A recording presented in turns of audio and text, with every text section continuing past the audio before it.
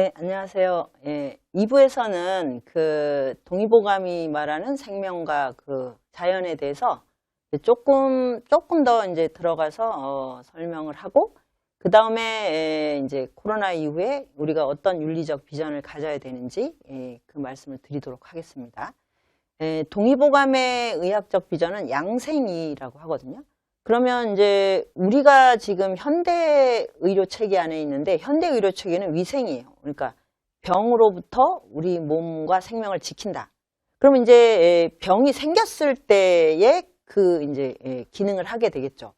근데 양생은 그 우리가 타고날 때부터 다 각각의 어떤 이제 몸의 상태를 타고납니다. 그걸 체질이라고 하거든요.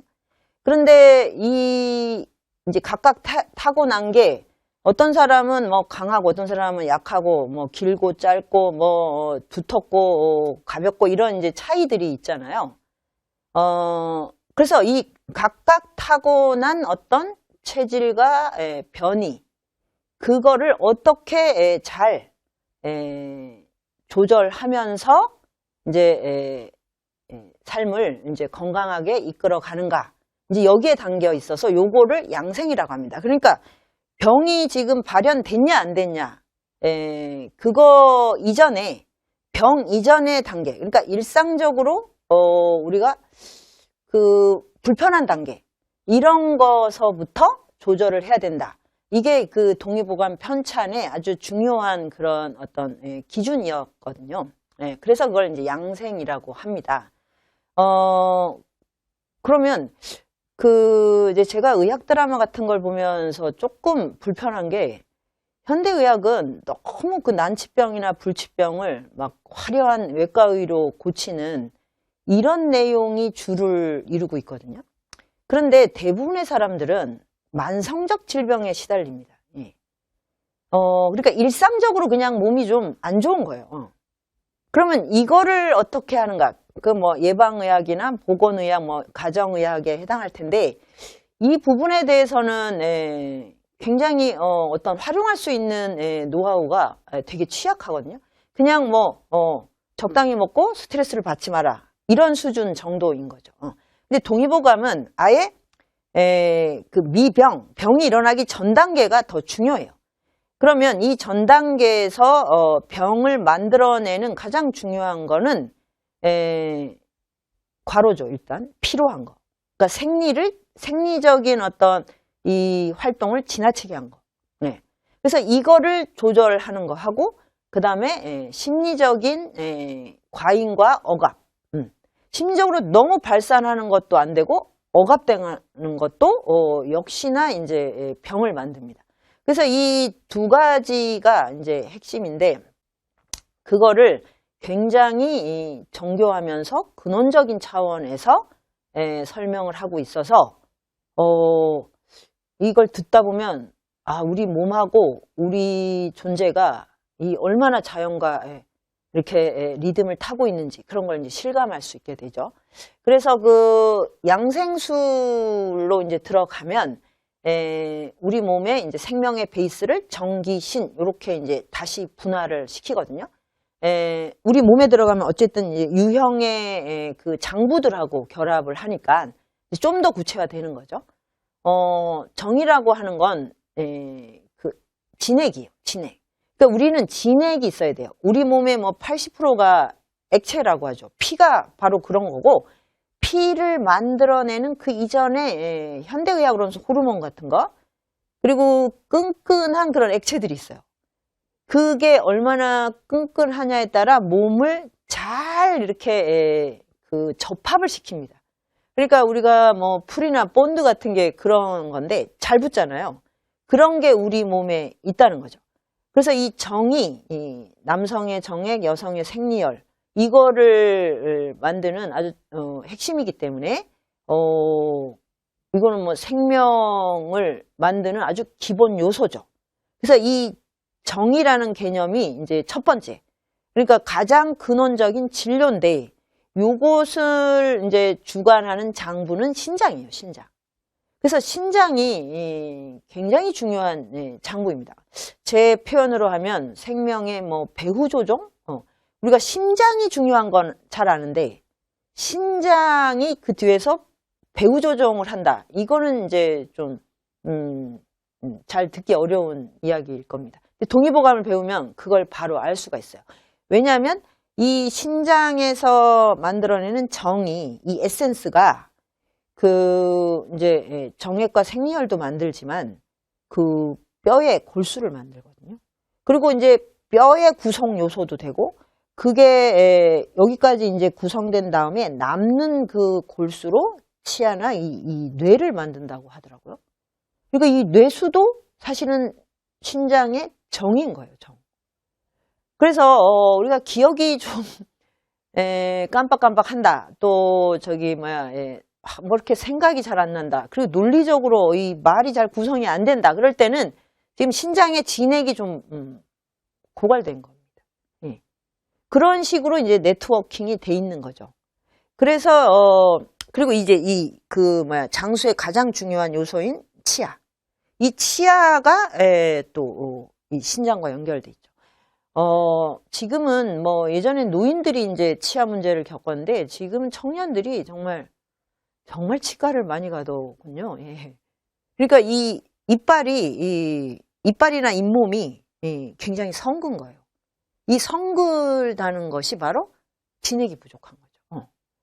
그리고 제가 오늘 아침에 뉴스를 보고 정말 좀 약간 웃기면서 우픈 그런 내용이 있었는데 중국의 2030 탈모 세대 이런 표현이 있더라고요.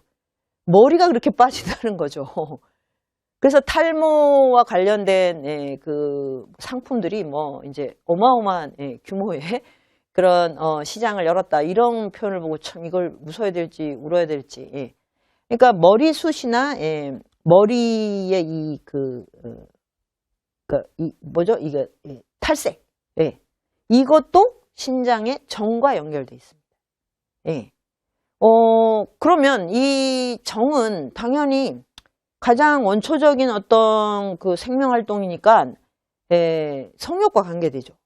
그러면 그래서 제가 이제 이 제목을 에로스와 도라고 이제 붙여놨는데 제가 이제 동의보감에 대한 책을 쓸 때 그 성욕을 어떻게 조절하느냐가 신장의 양생과 관계가 깊은 거예요. 그런데 우리가 성욕 그러면 남녀 간의 이 관계만 떠올리지만 사실 내가 어떤 쾌락을 위해서 하는 거는 다 성욕입니다. 그 에너지를 다 쓰고 그 호르몬을 쓰는 거예요. 그래서 뭐 지금 이제 게임을 하거나 그 쇼핑 중독 굉장히 많거든요. 그리고 무슨 이 모바일에서 그 소액 결제 중독도 있더라고요, 세상에. 하여튼 모든 게 다 중독인데 그것을 할 때 그때 왜 쾌감을 느끼냐면 이 신장의 정을 갖다 끌어쓰기 때문에.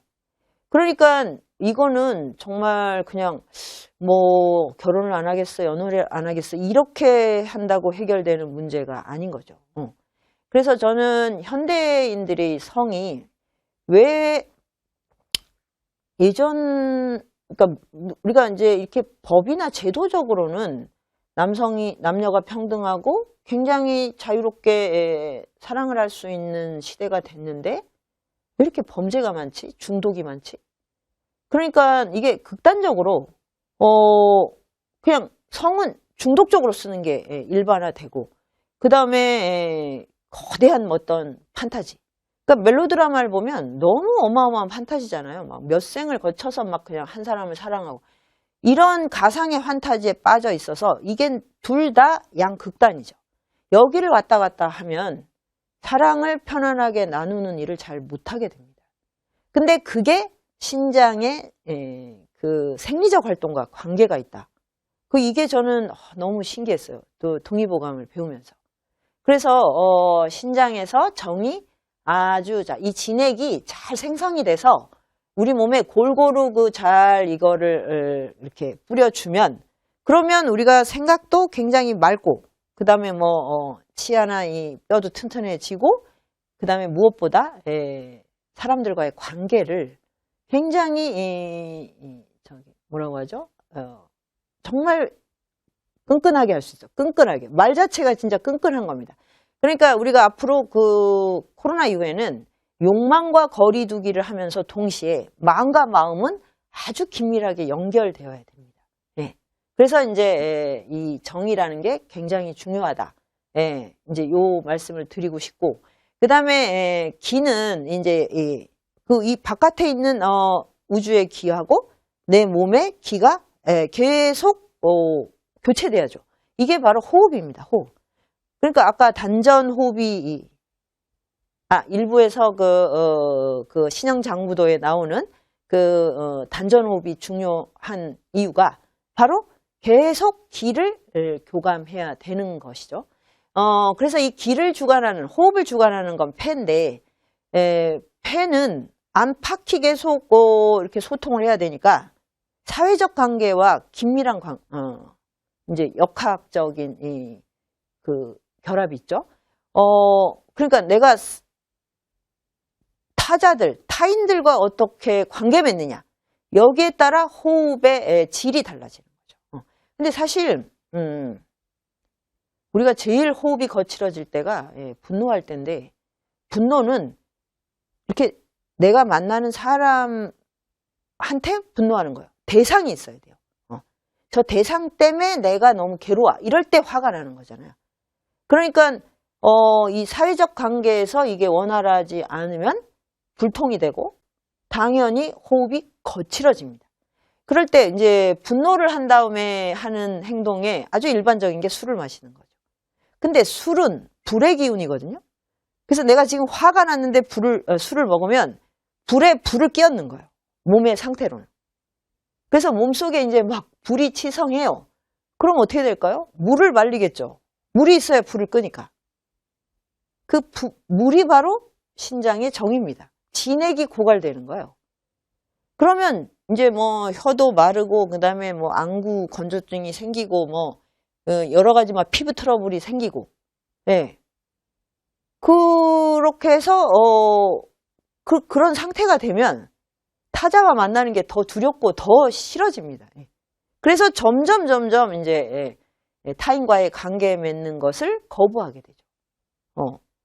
그래서 우리가 사회적 관계를 원활하게 이 소통을 잘 하려면 호흡을 잘 조절해야 된다. 호흡을 너무 빠르지도 느리지도 않게.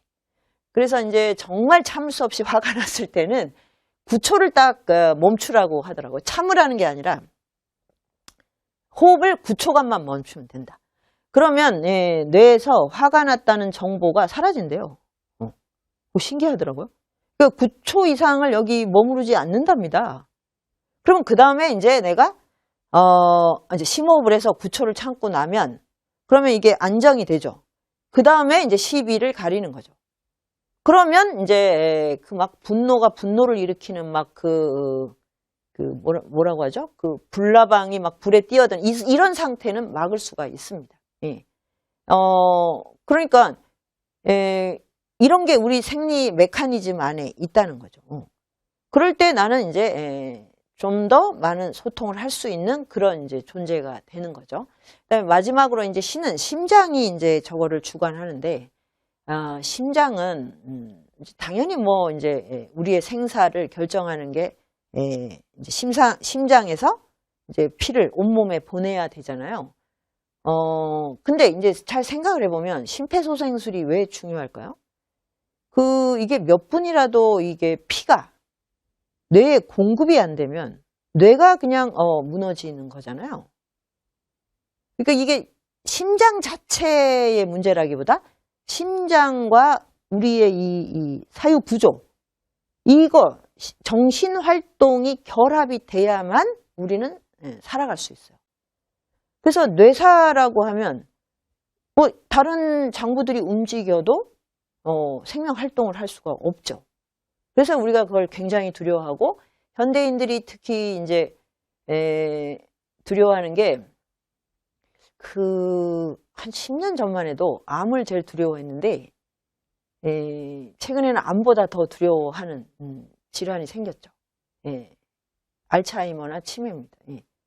제가 강의 이제 작년 이전에는 이제 이 공개 강의를 많이 하러 이렇게 현장에 가서, 예, 암에 걸리는 게 좋습니까? 치매에 걸리는 게 좋습니까? 이런 이제 말도 안 되는 그런, 이제 뭐 퀴즈 같은 걸 내면 전부 다 암이라고 크게 소리를 외쳐요.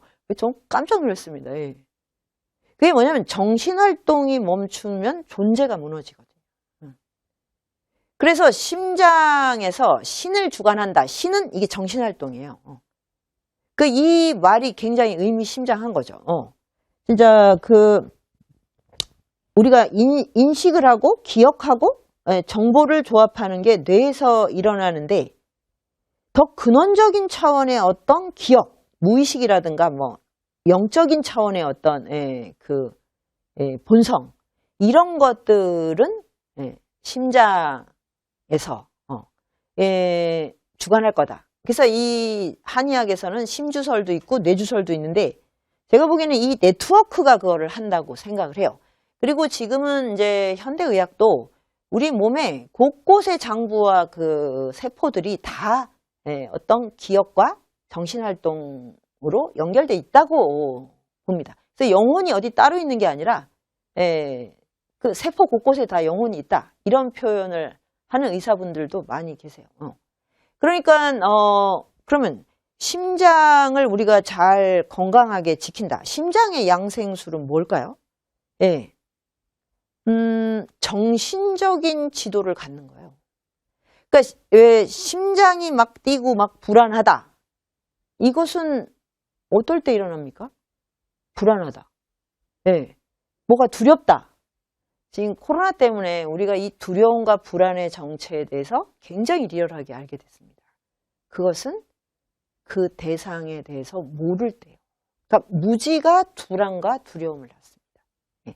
그러니까 이 바이러스, 이 조그만 바이러스가 어떻게 전 지구를 이렇게 다 뒤흔들 수 있을까? 그런데 그게 이제 일종의 뭐 폐렴, 감기, 그리고 폐렴과 감기는 굉장히 오랫동안 알았어요. 그런데 이 바이러스는 너무 변이가 무쌍해서 예측할 수가 없다. 도대체 예측을 할 수가 없고 또 증상도 너무나 다이나믹한 거죠. 제가 일부에서는 정말 계층과 상관없이 제가 일부에서 대통령들도 말했지만 저는 무슨 핵 잠수함 총사령관이 걸렸다 이런 말을 들었을 때 제일 좀 뭐라고 너무 이건 너무 황당무계하다. 그러니까 전 세계를 호령하는 무력의 상징 그 총사령관도 바이러스 앞에서는 뭐 대책이 없는 이게 너무 정말 신기하죠. 그리고 뭐 세계 1위의 테니스 선수 무슨 정말 보통 사람하고 비교할 수 없는 체력을 가진 그런 운동선수들이 걸리는 그게 뭔가 우리가 일반적인 건강과 그 위생 이 상식이 하나도 안 맞는 거예요. 그리고 누군가에게는 치명적인데 어떤 사람들은 전혀 증상을 알지도 못한 데 지나가고 정말 그러니까 뭐 하나도 예측할 수 있는 상황이 아닌 거죠. 야, 그런데도 1년 만에 백신을 만들어내는 건 인류 지성의 정말 이 대단한 또 정말 작용입니다. 그런데 아직도 이 백신이 어떻게 해야 이 코로나를 완전히 종식시킬지 모르지 않습니까? 바로 이 모른다는 사실이 모든 사람을 불안하게 한 거예요. 그러면 코로나가 지나가면 우리는 이 심장의 불안을 멈출 수 있을까요?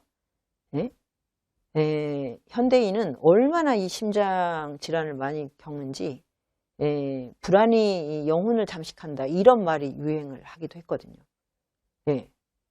근데 코로나 이후가 돼도 또 다른 방식의 우리는 불안에 노출될 거예요. 코로나 이전에도 그랬습니다. 끊임없이 불안해요. 왜 그럴까요? 삶에 대해서 모르기 때문에. 생로병사에 대해서 모르기 때문에 그렇습니다. 이게 어디로 나가는지, 이렇게 하는 게 내가 잘 살고 있는 건지, 그리고 이렇게 살아도 되는 건지, 이러다가 죽음을 어떻게 맞이해야 될지. 예, 죽음 이전에 노년을 어떻게 맞이해야 될지도 잘 모릅니다. 예. 그래서 젊어서도 불안하고, 예, 갱년기에도 불안하고, 노년이 되면 더 불안하고, 죽은 다음에도 어떻게 되는지 몰라요. 이 고도의 문명과 기술이 그것을 우리에게 알려주지 않았습니다. 알려주지 못합니다. 예. 그래서 인간은 끊임없이 이 불안에 노출될 수밖에 없거든요. 그러면 이것에서 그나마 벗어날 수 있는 길은 우리가 알려고 하는 것입니다. 그래서 알매 본능이 작동해야 됩니다. 코로나 이후에는. 네, 내가 누군지, 내가 어디서 와서 어디로 가는지, 생로병사가 무엇인지에 대해서 본격적으로 성찰하고 탐구를 하는 그런 시간이 와야 된다고 저는 생각합니다. 예. 그래야 우리는 그만큼의, 그것에 대해서 아는 만큼의 불안과 두려움에서 벗어날 수 있어요. 그리고 제가 이제 동의보감을 통해서 이 몸 안을 이렇게 이제 분석하는 거를 이제 보면, 그건 어느 의학 체계도 마찬가지일 텐데, 내 안에 내가 모르는 게 너무나 많아요.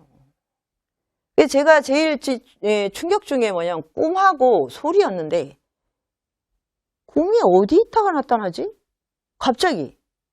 우리는 뭐 꿈을 꾼다 그러면 뭐 예지몽이냐 아니면 악몽이냐 길몽이냐 이런 수준으로만 이제 해석을 했는데, 의학 안에서 꿈을 다루고 있더라고요. 동의보감 안에. 그래서 꿈이 몸 안의 풍경 중에 굉장히 중요한 항목이에요.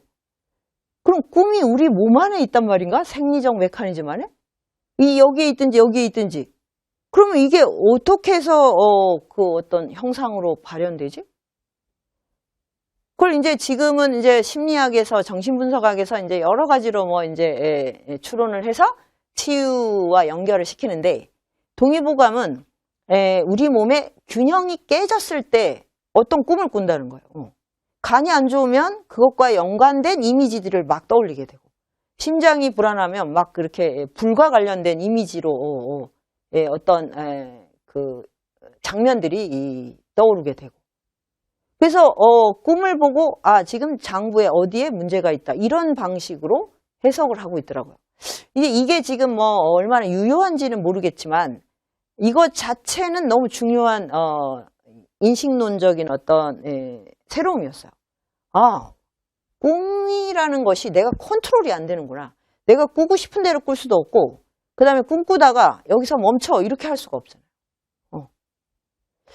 자, 그리고 이제 말이나 소리, 음성 이것도 몸 안의 풍경에 있는데, 그리고 생각하니까 목소리가 가장 낯설어요. 저는 뭐 이게 더 심해서 제가 이렇게 강의를 하고 이걸 유튜브에 이렇게 나오면 제가 차마 못 듣습니다. 제 목소리가 너무너무 이상한 거예요. 그래서 이렇게 이상한 목소리로 얘기하는데 들어주시는 분들이 참 대단하시다 이런 생각이 들 정도로 뭐 소름이 끼치거든요. 근데 이게 저만 그런 줄 알았더니 대부분의 사람들이 자기 목소리 듣는 게 너무너무 민망하고 낯설대요. 그러니까 목소리를 내가 이게 어떻게 구성되는지도 역시 모르는 거. 그러면 말은 더 말할 것도 없습니다. 제가 이제 강의를 이렇게 하면, 강의 준비는 뭐 이렇게 대강 하고 있지만 강의 현장에서 준비한 대로 한 적이 없습니다. 현장에 가면 전혀 다른 말이 막 나와요.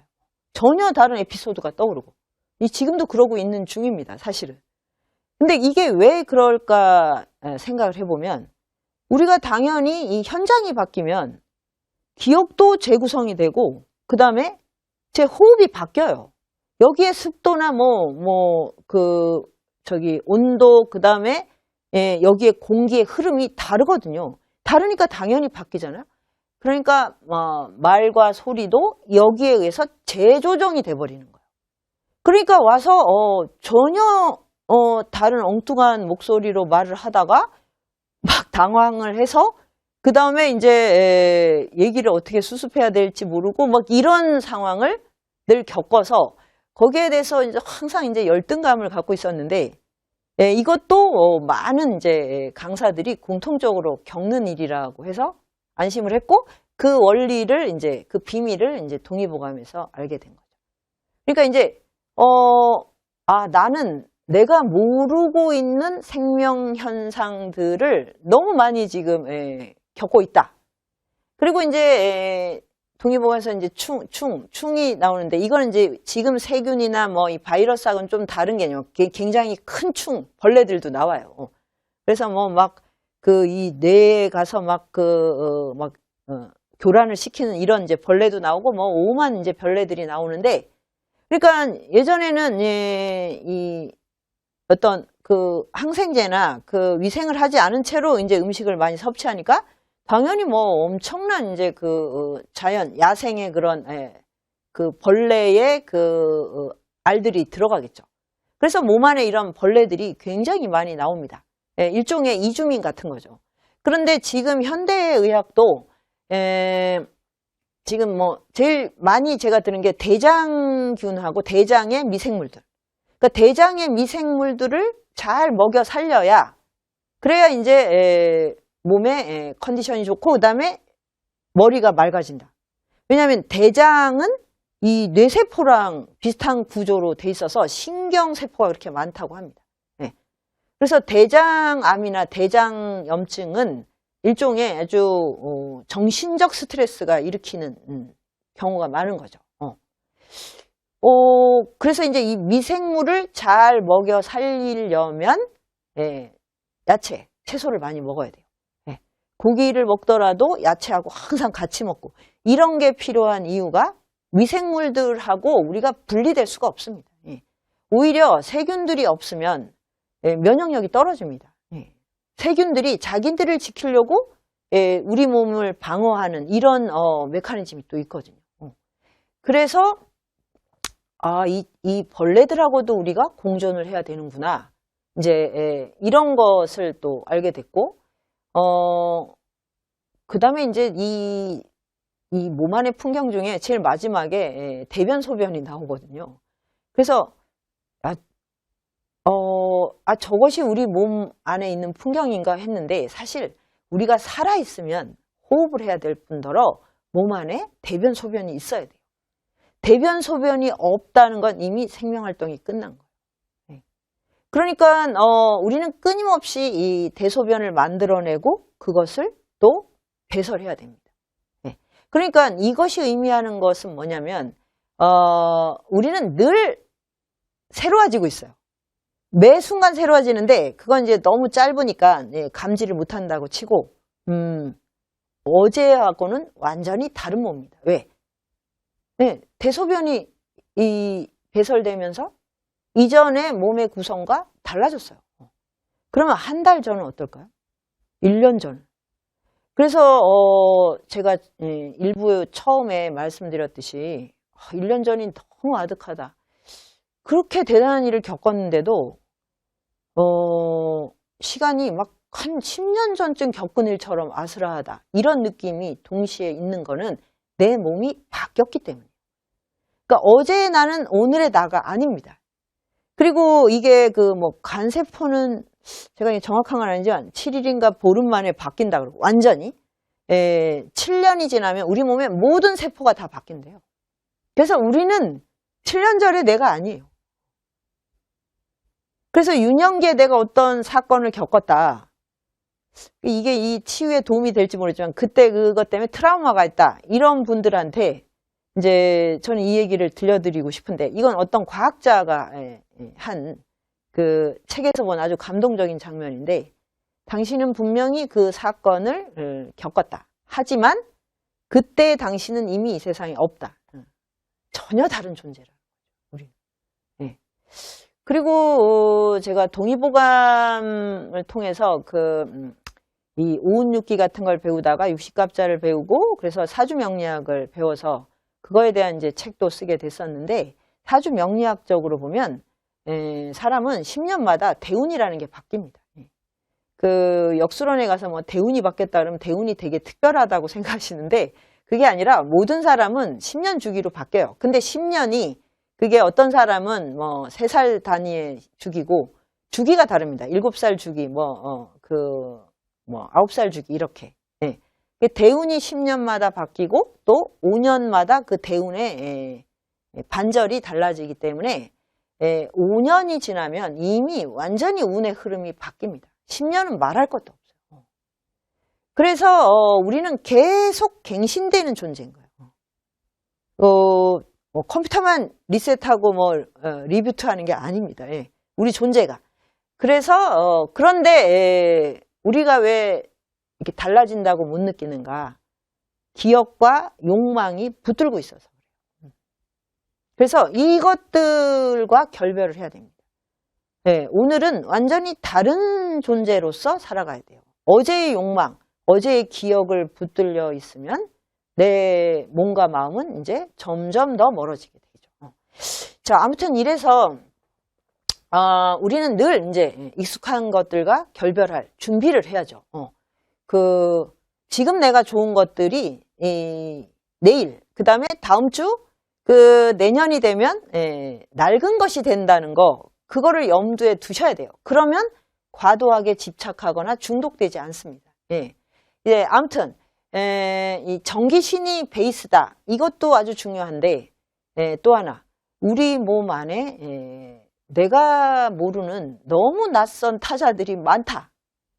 그러면 나는 이 타자들의 네트워크인데 이 네트워크를 어떻게 이끌어가면서 공존하고 이제 기혈을 잘 순환시킬 것인가? 요게 굉장히 중요한 과제가 되겠죠. 이게 동의보감의 양생술이고 여기에서 어떻게 살 것인가 하는 윤리가 나옵니다. 그러니까 이제 생리구조를 알았어. 그리고 심리의 어떤 흐름을 알았어. 심리도 그냥 단순히 스트레스와 즐거움 이게 아니라 희노애락 애호욕이 전부 다 이 오장육부랑 연결돼 있습니다. 그러니까 분노 같은 건 간하고 연결이 돼 있고 기쁨은 심장이랑 연결이 돼 있어요. 근데 모든 핵심은 뭐냐면 지나치지도 않고 부족하지도 않아야 돼요. 태가불급이 없어야 됩니다. 그러면 이제 제가 여기 잠깐 여기 앞에 여기서 얘기한 저 빨간 글씨로 돼 있는 통죽불통, 저게 바로 동의보감의 양생술을 하나로 딱 정리하면 저렇게 됩니다. 통하면 아프지 않다. 아프다는 건 불통인 거예요. 어딘가가 딱 뭉쳐서 거기가 종양이 되거나 염증이 되면 아픈 겁니다. 이거는 현대의학도 동일해요. 그래서 어떻게 이제 소통을 시킬 것인가, 이제 요게 중요한데, 그거를 그냥 생리만 그렇게 하고 희노애락 애호욕 심리만 어떻게 잘 조절해서 되는 문제가 아니고, 우리는 살아가는 존재니까 여기에 반드시 삶의 윤리가 거기서 나와야 됩니다. 요거를 이제 저의 용어로 하면 생리와 심리와 윤리의 삼중주다. 이제 요렇게 얘기할 수 있죠. 양생이라는 것. 자, 그래서 이제 코로나 이후에 그럼 윤리적 비전, 이거를 이제 서양 철학적으로는 에티카라고 하고, 스피노자라는 철학자가 쓴 에티카가 아주 유명하기 때문에 제가 이제 에티카라고 여기 표현을 했는데, 이것을 이제 삶의 비전으로 적용을 시키면 윤리가 되는 거예요. 그러면 이걸 일단 저는 이제 첫 번째 증식에서 순환으로. 그러니까 우리는 지금 20세기에는 말할 것도 없고 21세기가 돼서 굉장히 물질적 풍요와 기술의 편리함을 무한정으로 누리고 있는데, 그런데도 불구하고 여전히 증식을 향해서만 달려가고 있다. 이거는 이제 양생의 관점에서 볼 때 굉장히 위험한 겁니다. 그러면 자본은 늘어날 거야. 우리나라가 부자가 되고 전 세계 부가 늘어날 수는 있어요. 그런데 내 생명활동은 완전히 왜곡됩니다.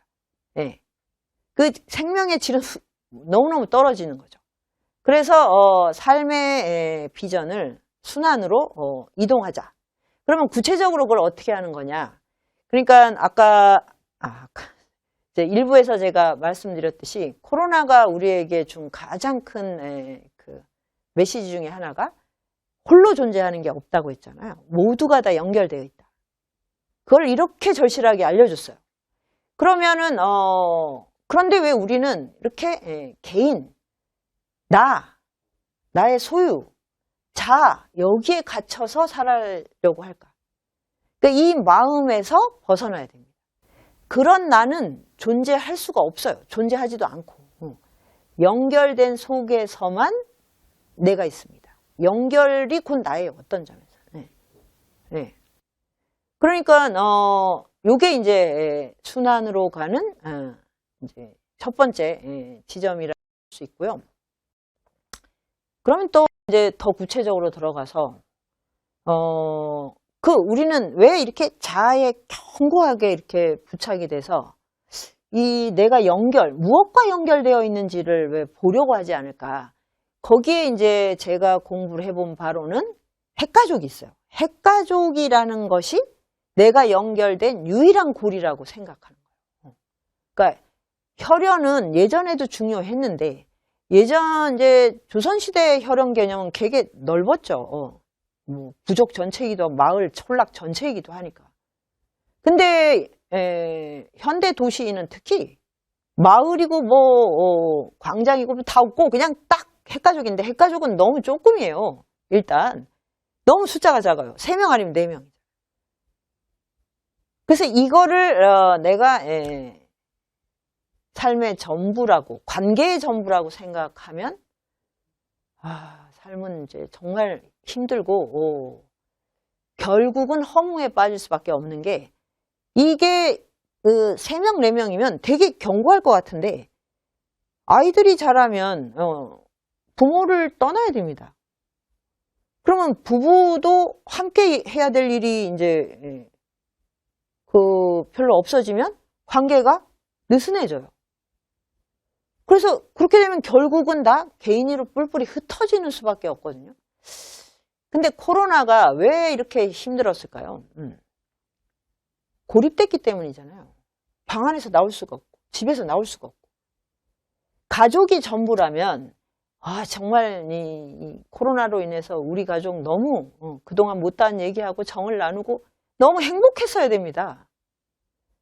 그런데 아마 가족이 그렇게 3, 4명이 집안에 있으면 이야기할 거리가 별로 없으실 거예요. 가족은 서로 지켜보고 안전하고 그 다음에 잘 살도록 뒤에서 격려하는 관계지 함께 뭘 할 수 있는 관계가 아닙니다.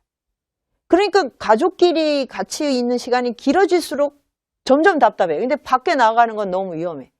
이래서 코로나 블루나 막 코로나 레드 같은 이런 현상이 일어나는 거죠. 그럼 이걸 인정을 해야 됩니다. 여기서는 순환이 일어나기 어렵구나. 그래서 이제 혈연을 벗어나면 가족, 핵가족을 벗어나면 우정의 네트워크가 돼요.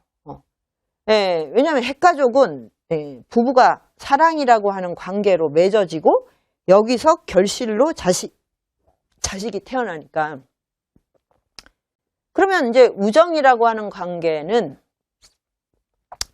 이거는 경계가 정해져 있지 않죠. 지금 이제 핵가족 중심으로 이렇게 살다 보니까 아이들이 학교에 가도 친구가 없어요. 이게 정말 심각한 문제거든요.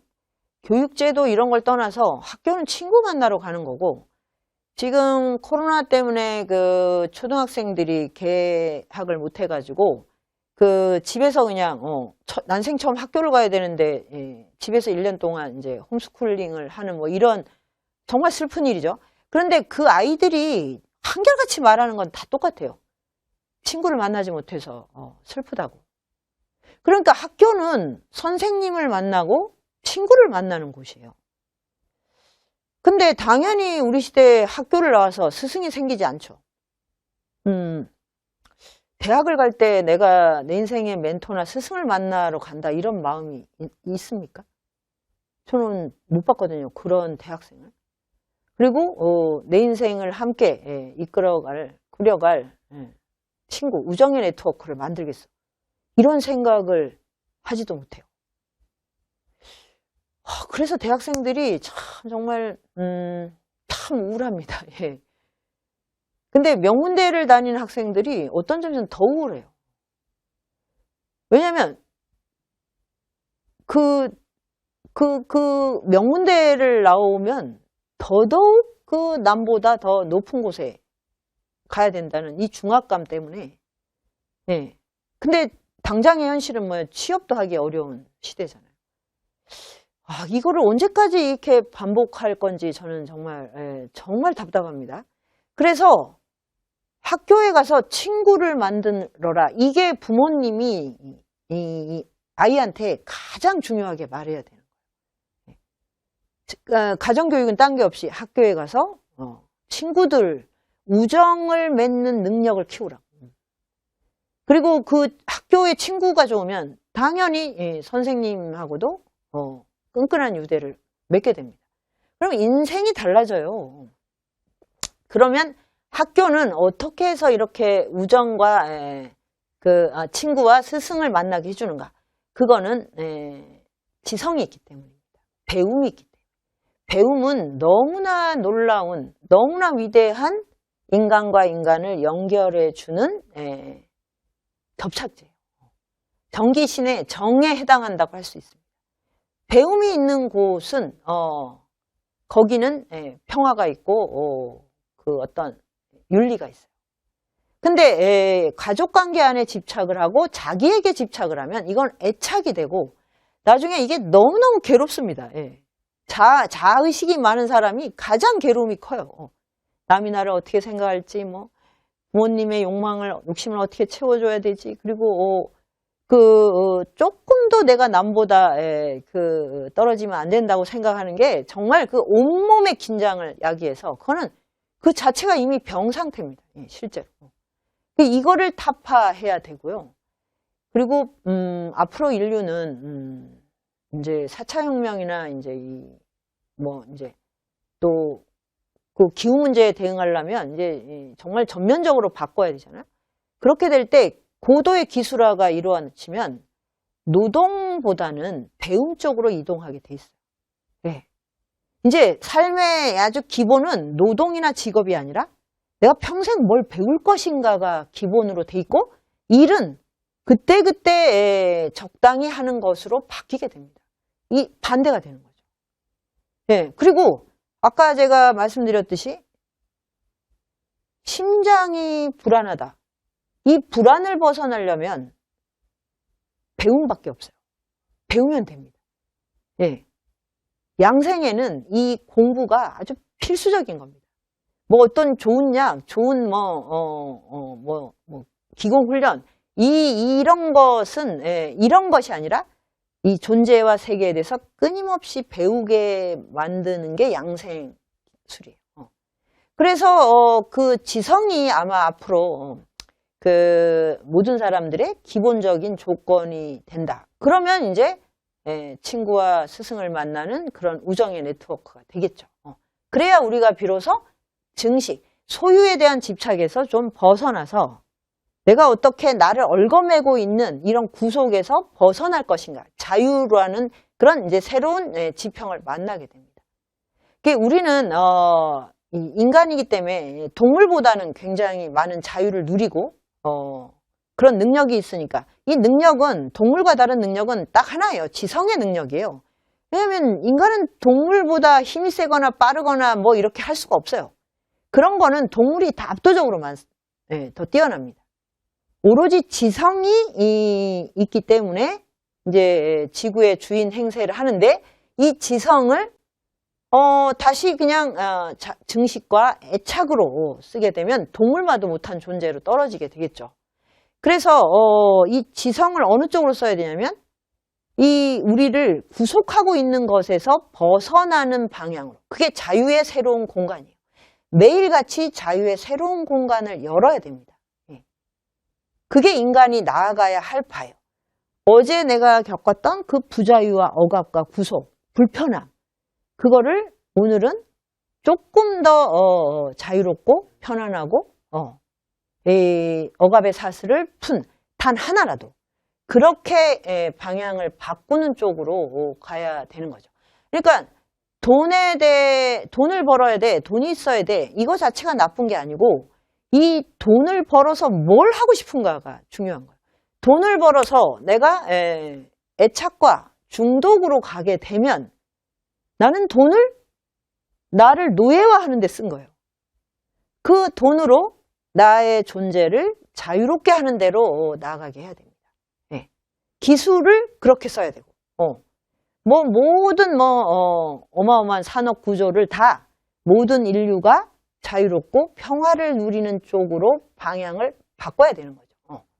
그게 이제 바로 증식에서 순환으로 나가야 되는 에틱하고, 그래서 이제 이거를 이제 종합을 해보면 생명은 이 창조와 생성이 핵심이거든요. 그럼 조금 더 구체적으로 말씀을 드리면, 이 우주가 처음 열리는 걸 우리가 빅뱅이라고 하거든요. 빅뱅. 빅뱅은 진짜 너무너무 작은 어떤, 전보다 더 작은 어떤 것이 폭발을 해서, 그래서 이 우주가 열렸거든요. 그러니까 이것도 정말 지극히 작은 것과 지극히 위대한 것이 어떻게 결합하는지를 너무나 잘 보여주죠. 그 안에 모든 잠재력이 다 있었던 거예요. 생명을 창조하고 생성시키는 모든 것. 그런데 창조와 생성만 계속하고 있으면 어떻게 될까요? 그러면은 이 우주 자체가 폭발하겠죠. 그래서 생성이 있으면 소멸이 있고, 창조가 있으면 파괴가 있고, 이런 식의 순환을 그 기본 원리로 내재하게 된 거죠. 그래서 창조와 파괴와 생성과 소멸은 하나입니다. 예. 그래서 우리가 태어나면 반드시 죽어야 돼요. 태어나는 순간 이미 죽음이 시작이 되는 거예요. 그럼 반대로 생각하면 죽음이 있으면 죽은 순간 새로운 생성이 또 시작이 되겠죠. 이게 이제 우주의 법칙입니다. 그러면은 그 자연은 이제 자연 그러면 너무 우리가 뭐 아름다운 이 그 풍경이 떠오르는데 그게 아니고 봄, 여름, 가을, 겨울이에요. 봄, 여름, 가을, 겨울. 그러니까 봄, 여름, 가을, 겨울이 우리의 시공간이잖아요. 봄, 여름, 가을, 겨울이 있다. 그러면 봄에서 여름, 여름까지는 생성. 가을하고 겨울은 수렴. 수렴은 뭐냐? 생성을 거두어 들이는 거예요. 그래서 다시 겨울에 깡깡 얼어붙게 만들었다가 이게 열리면서 생성이 시작이 되죠. 그러니까 1년 안에도 이미 창조와 소멸이 동시적으로 작용하고 있는 겁니다. 그래서 우리는 살아있으면서 곧 죽어가는 존재이고 죽음은 곧 생명의 시작이고 이렇게 돼 있죠. 그래서 이 자연의 리듬과 운동성을 우리 삶에 잘 활용하는 것, 그것이 지금 코로나 이후에 아주 중요한 삶의 에티카가 아닐까 저는 이렇게 생각을 합니다. 네, 저도 지금 공부를 하는 중이라 좀 많이 미숙하고 좀 행설수설했습니다만 코로나라는 이 재난을 우리가 허무하게 보내지 않고 새로운 삶의 비전과 어떤 삶의 질적인 변화 이런 것을 이루는 좋은 자산이 되기를 바라는 마음에서 이제 말씀을 드렸습니다. 곡성 국민 여러분께도 그런 이제 마음의 평화와 진보 이런 것이 일어나는 계기가 되기를 바랍니다. 예, 감사합니다.